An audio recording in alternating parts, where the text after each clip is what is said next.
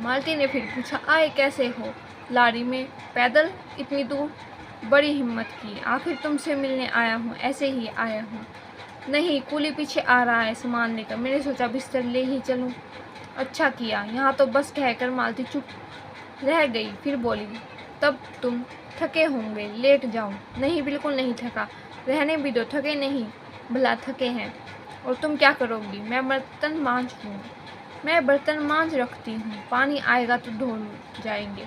मैंने कहा, वाह, क्योंकि और कोई बात मुझे सूझी नहीं।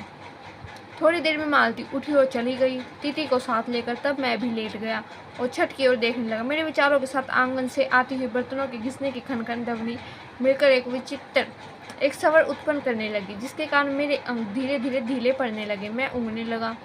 एकाएक वह एक स्वर टूट गया, मौन हो गया। इससे मेरी तंत्रता भी टूटी। मैं उस मौन में सोने लगा। 4 खड़क रहे थे और इसी का पहला घंटा सुनकर मालती रुक गई थी। वही 3 बजे वाली बात मैंने फिर देखी। अब की बार उग्र रूप में मैंने सुना, मालती एक बिल्कुल अनैच्छिक, अनुभूतिहीन, नीरस, यंत्रवत, वह भी थके हुए यंत्र के से स्वर में कह रही है, 4 बज गए, मानो इस अनैच्छिक समय को गिनने में ही उसका मशीन तुल्य जीवन बीतता हो, वैसे ही जैसे मोटर का स्पीडोमीटर यंत्रवत फासला नापता जाता है और यंत्रवत विश्वान स्वर में कहता है किससे कि मैंने अपने अमित शून्य पद का इतना अंश तय कर लिया, न जाने कब कैसे मुझे नींद आ गई। तब 6 कभी के बज चुके थे जब किसी के आने की हाथ से मेरी नींद खुली और मैंने देखा कि महेश्वर लौट आया है और उनके साथ ही बिस्तर लिए हुए मेरा कोली में मुंह धोने को पानी मांग को ही था कि मुझे याद आया पानी नहीं होगा। मैंने हाथों से मुंह पूछते पूछते महेश्वर से पूछा, आपने बड़ी देर की? उन्होंने किचन गलानी भरे स्वर में कहा, हाँ, आज वह गिरगिन का ऑपरेशन करना ही पड़ा। एक कर आया हूँ, दूसरे को एम्बुलेंस में बड़े अस्पताल भिजवा दिया है। मैंने पूछा, गिरगिन कैसे हो गया?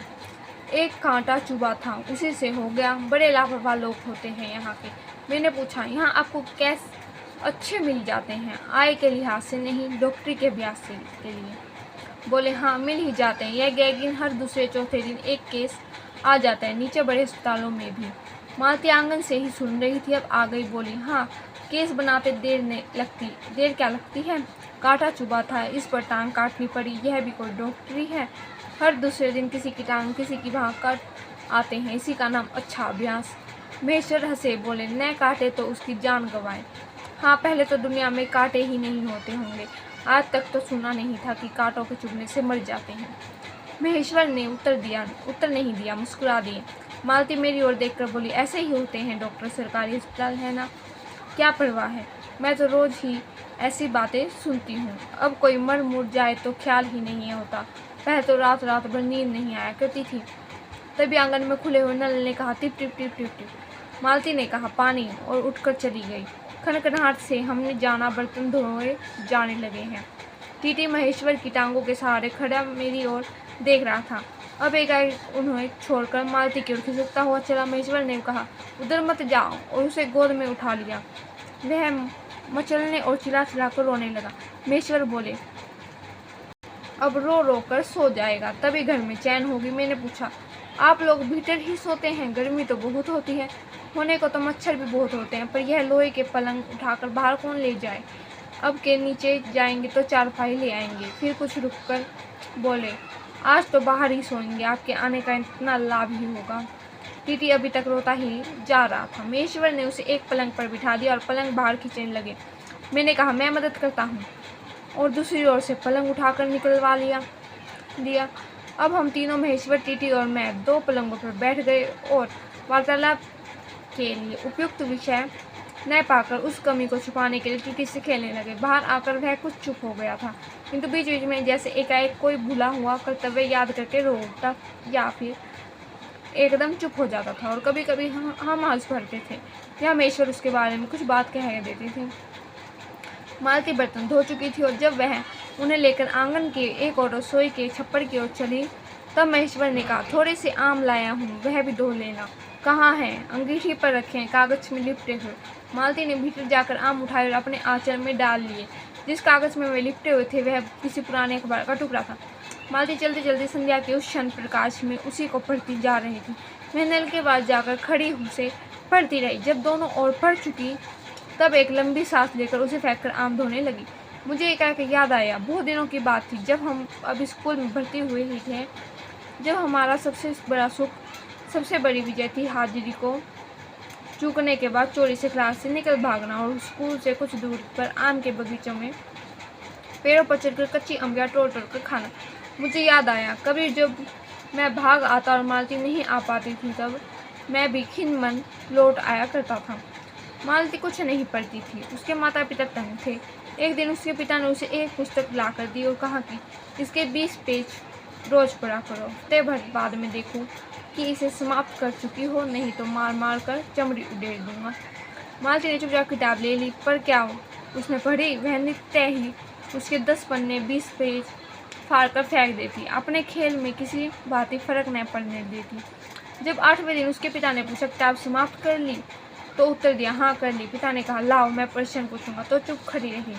पिता ने कहा तो अद्भुत स्वर में बोली, किताब मैंने फाड़ कर फेंक दी है, मैं नहीं पढ़ूंगी। उसके बाद वह बहुत पिटी, पर वह अलग बात है कि इस समय मैं यही सोच रहा था कि वह उद्भट और चंचल मालती आज कितनी सीधी हो गई है, कितनी शांत और एक अखबार के टुकड़े को तरसती है। यह क्या यह? तभी महेश्वर ने पूछा, रोटी कब बनेगी? बस अभी बनाती हूँ। पर अब की बार जब मालती रसोई की ओर चली तब टीटी की कर्तव्य भावना बहुत विस्तीर्ण हो गई। वह मालती की ओर हाथ बढ़ाकर रोने लगा और नहीं माना। मालती उसे भी गोद में लेकर चली गई। रसोई में बैठकर एक हाथ से उसे थपकने और दूसरे से कई छोटे छोटे डिब्बे उठाकर अपने सामने रखने लगी और हम दोनों चुपचाप रात्रि की ओर, भोजन की ओर, एक दूसरे के कुछ कहने की ओर, न जाने किस किस न्यूनता की पूर्ति की प्रतीक्षा करने लगे।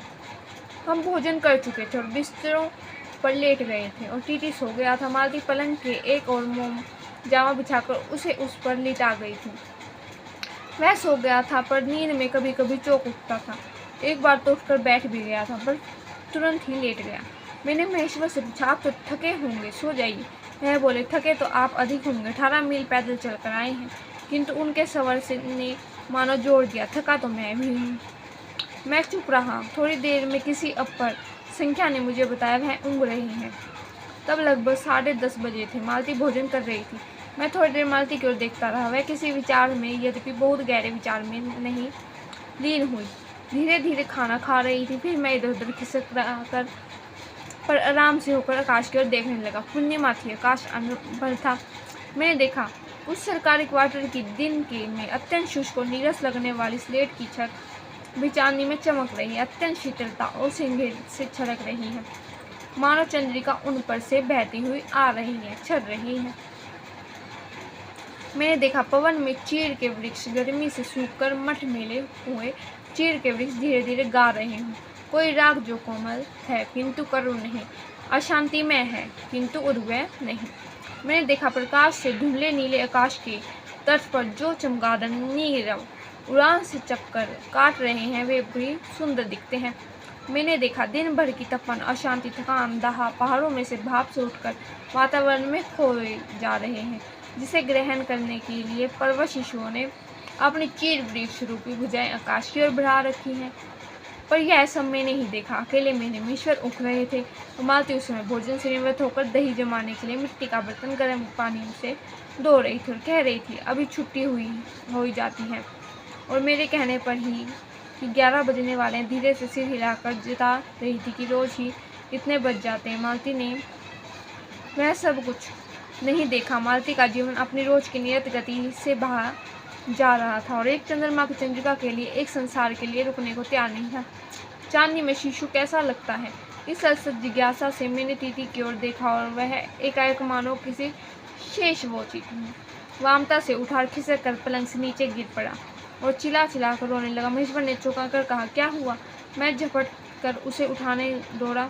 मालती रसोई से बाहर निकल आई। मैंने उस खट शब्द को याद करके धीरे से करुण भरे स्वर में कहा, चोट बहुत लग गई बेचारे के। यह सब मानो एक ही क्षण में एक ही क्रिया की घटी में हो गया।